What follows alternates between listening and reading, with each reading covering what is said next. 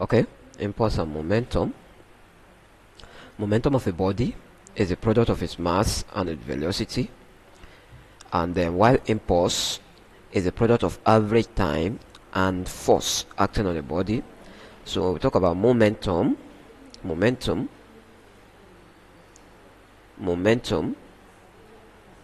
you are dealing with what? Mass of a body times the velocity. Now remember, mass here is in kilogram because it's a fundamental quantity, and velocity is meter per second, which is a derived quantity. So we can have this as kilogram meters per second squared. That is for momentum. Similarly, in the same way, impulse of a body is a product of the force acting on a body, which is the average force, and time. So impulse now gives you force is a derived quantity which is in Newton, and time is in seconds, a fundamental quantity. Now impulse could be Newton per seconds as the unit. Note, this Newton per seconds is same thing as kilogram meters per second squared. Now what is 1 Newton? From Newton's second law of motion, the rate of change of momentum of a body is directly proportional to the applied force and takes place in the direction of the force. So force is product of mass and acceleration. All is now multiplied by time here.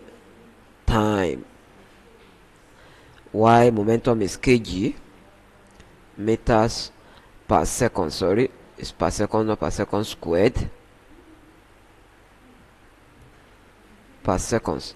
So if you come to this part, mass here is kilogram, acceleration is meters per second squared, and time is seconds, which is still equals to the right hand side, kg m x minus 1.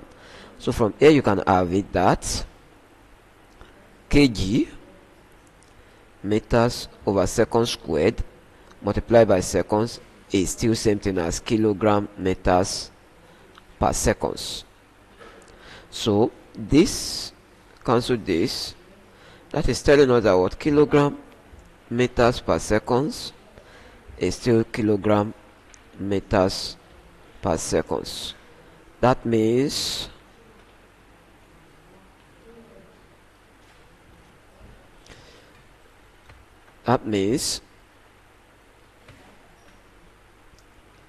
Newton seconds is same thing as kilogram meter per seconds. So therefore we can still say momentum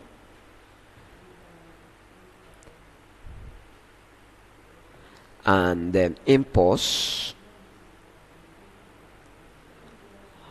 have the same units, and since they have the same unit, they have the same dimension. You can only give dimension to the basic quantity, which is the kilogram meters per seconds. Kg is mass, represent that with capital M. Meters is for length, capital L, and time is in seconds, capital T, which give the dimension. Now from this we need to consider the Newton's law of motion. You have the Newton's first law, which is also known as the law of inertia. Inertia is the tendency of a body to remain at rest in the rest position in the absence of an applied force. When a body remains at rest in the absence of an applied force, that is Newton's first law. And Newton's first law states that every object continuing in a state of rest of uniform motion in a straight line unless acted upon by an external force to act otherwise. That's Newton's first law. Newton's first law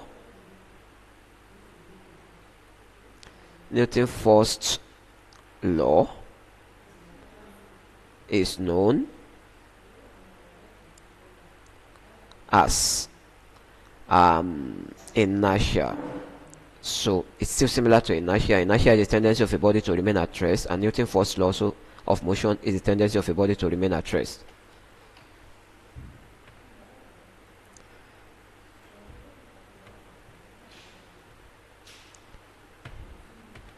That is also the tendency of a body to remain at rest. What are you doing, man?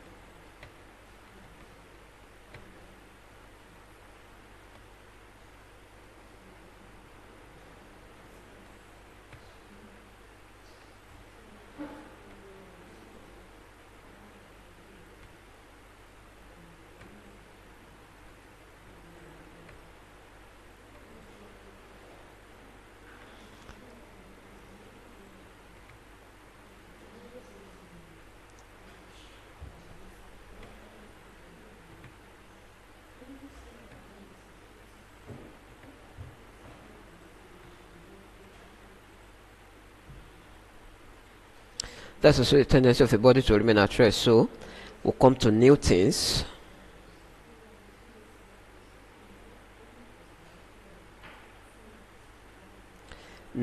second law of motion. And Newton's second law of motion gives that expression that force equals to ma. Now, what is Newton's second law of motion?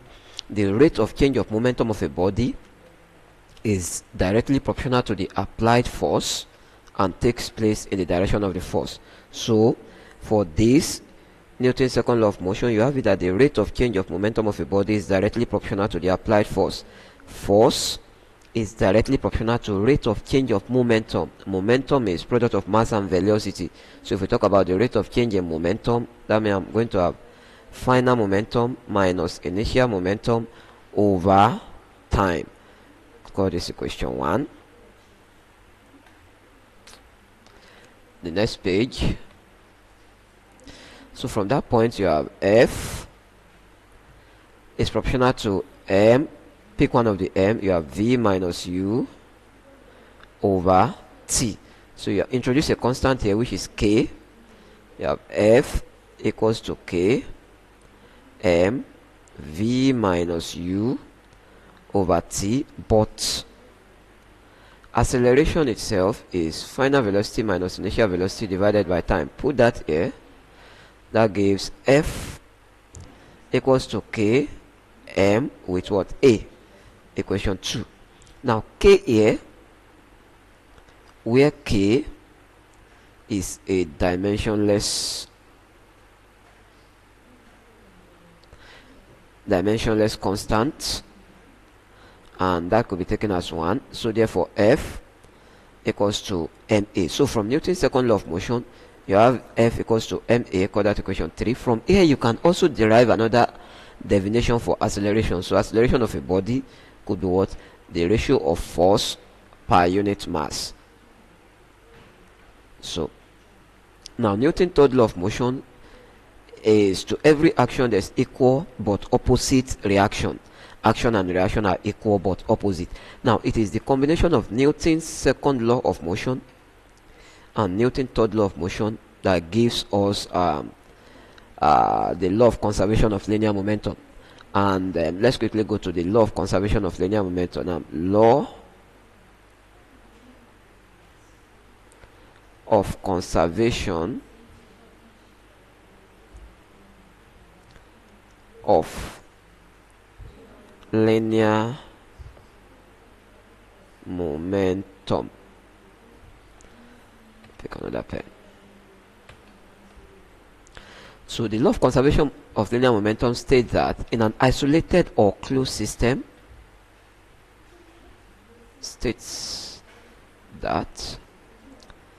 in an isolated or closed system, the total momentum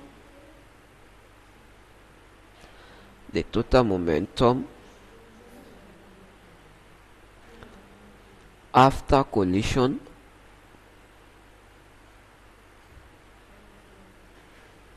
is equal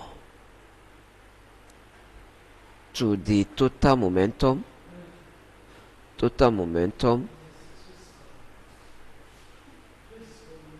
before collision.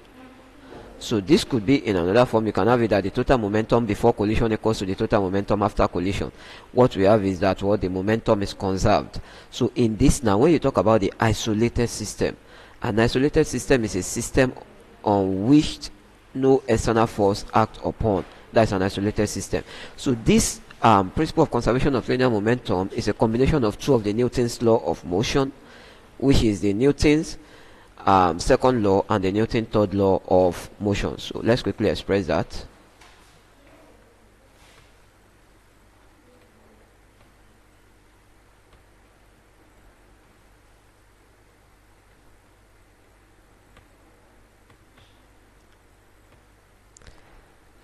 So for Newton's second law of motion, consider the motion of an object.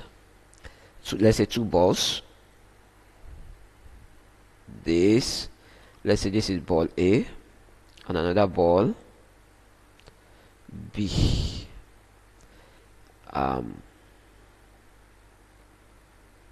Moving towards each other. Ball A is moving in this direction. It's going to have initial velocity A. Ball B is also moving in this direction. Initial velocity of ball B, UB. Then mass of ball A, MA. Mass of ball B, MB. Now what do you observe here? They are moving. That means starting from red. This is what happens before collision. Now what happens at collision? At collision, the two bodies coalesce. That is, they stick together. This is it. This is at collision. This is still ball A and ball B. Force on ball A is now equal to negative of the force on ball B based on the impact, which is Newton's third law of motion. To every action there's equal but opposite reaction. This is what happens at collision. Then let's check what happened after collision.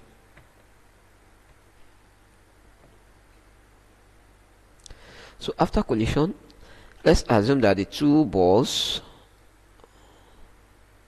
ball A moves in the direction of the second ball, ball B. That means ball A now still maintains the direction U. After collision now, that is V, final velocity VA, and then this will have its own final velocity VB, moving in the same direction. And this is MA, the mass of the body, and this is also MB. This is what we have after collision. Now why do we have ball B turning to the direction of ball A? It shows that the velocity of ball A is greater than that of B. So now at this now we need to consider Newton's first, second and third law of motion. What is Newton's second law of motion? Newton's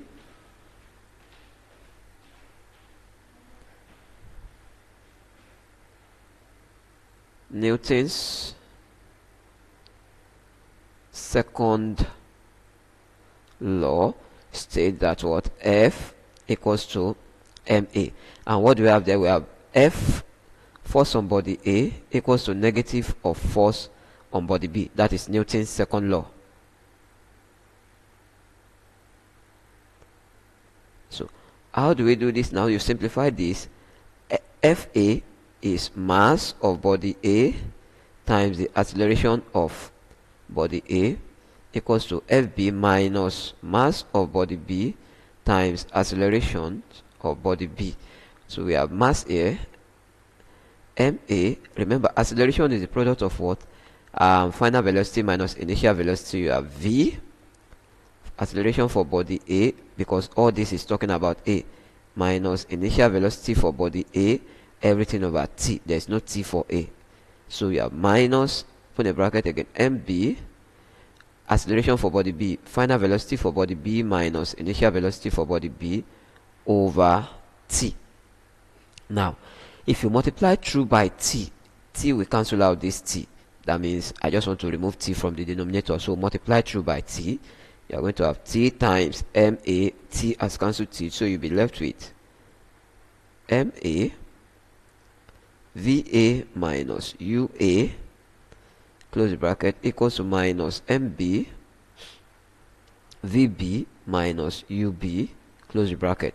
So open this bracket, you have ma va minus ma ua equals to minus mb vb plus mb ub.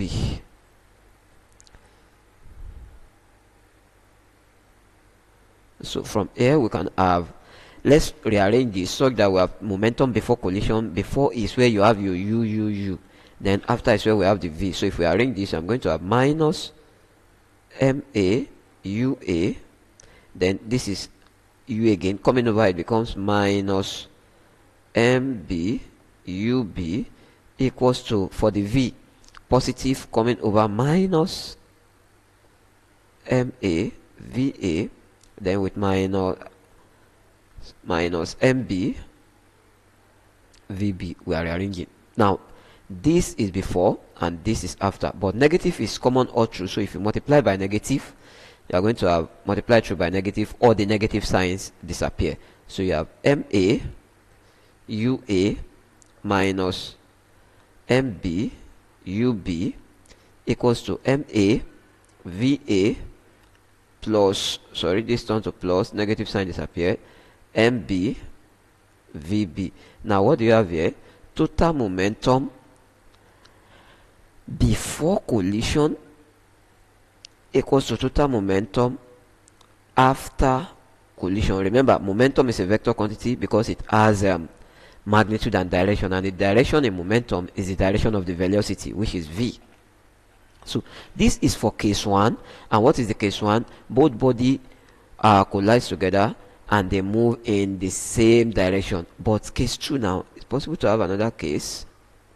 If both body collides together, we are just continuing this, both body collides together and move and stick together. If they stick together, so we call that coalesce. That means stick together. So if both bodies stick together and move in the same direction, that's another case. So the final velocity at that point, sticking together, A and B now, they join together like this and they move in the same direction. So since they are moving in the same direction, they will have a common velocity. So how do we come about common velocity? That means the final velocity on body A is the same as the final velocity on body B, and that is just taken as what? V, since they are moving in the same direction after collision. So how do we now simplify this? You just come back to this last expression. Anywhere you see VA, VB, we replace them with V and V. That will give us the expression for when both body moves together and when they stick together and move in the same direction. So let's go to the next page. So at that point, remember that the last formula was MA UA plus MB UB equals to MA VA plus MB VB. Since they stick together now, VA here is equals to VB, and that is taken as V. So come back to this formula. VA VB should be replaced with V, and now I have MA UA plus MB UB equals to MA with V plus MB with V. So I will have MA UA plus MB UB equals to V is common, bring out V, then you'll be left with MA plus MB. Remember that V is the velocity of the two composite body when they stick together or coalesce. So therefore make V the subject of formula by dividing both sides by MA plus MB. So V now will now be MA UA plus MB UB over MA plus MB. This is now the velocity of the composite body when they stick together or coalesce.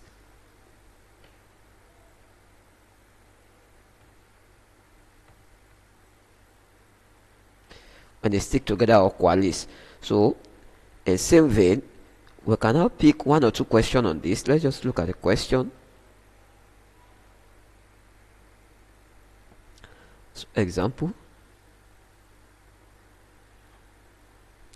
So what do we have here? One, a ball of mass 6 kg moving with a velocity of 10 meters per second collides with a 2 kg ball moving in opposite direction with a velocity of 5 meters per second after the collision.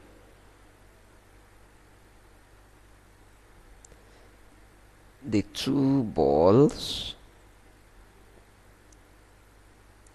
coalesce, that is, they stick together and move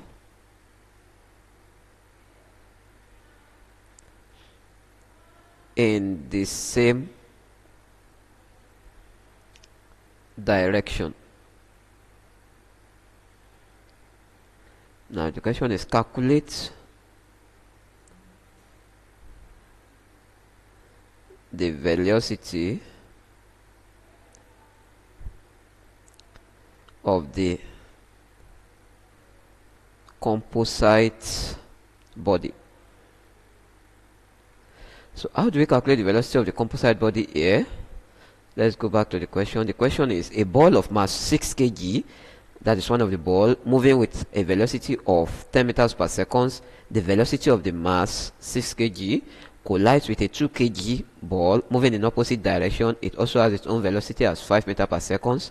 This is all what happens before collision. Immediately you get to this full stop, everything like this happens before collision. Now look at the next statement. After the collision, the two balls coalesce and move in the same direction. Now after collision, that is, we are working with this case now because the two balls coalesce. Now you are asked to look for, calculate the velocity of the composite body. That means look for their common velocity. Common velocity. That's another word for it. Velocity of the composite body. So all I need to do here is, if you really want to show this, you can just show that this is a ball, this is another ball, and they are moving in opposite direction. This is coming this way, this is coming this way. Let's call this ball A and call this ball B.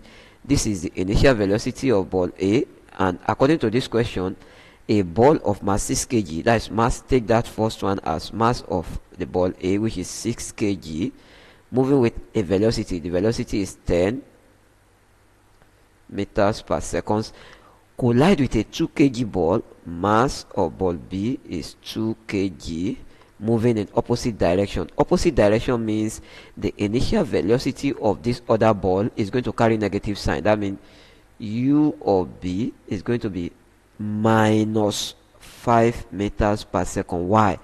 Moving in opposite direction. Opposite means it's going to carry negative 5. So this is all what you see before collision. So this was what happened before collision. Then after collision, what do we have? The two balls after collision. Now this is it.